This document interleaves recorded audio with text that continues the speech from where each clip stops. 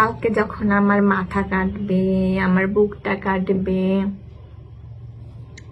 তারপরে আমার শরীর কাটবে,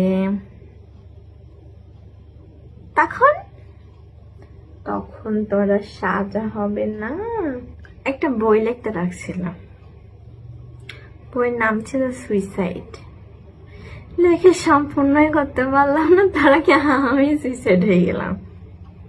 আর যার মা বাবা খারাপ, সেটা তো ওই উপর আল্লাহ লিখে দিছে, তাই না? তার জন্য তো সন্তানেরা দায়ী না।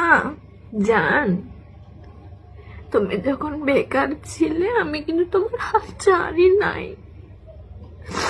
আমি তোমাকে ফেলে রেখে চলেও যাই নাই।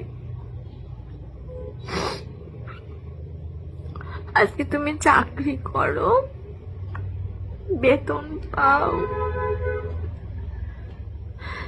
যে মেয়েকে জীবনে আনবা তার গুরুত্বটা দিও, একটু মূল্য দিও।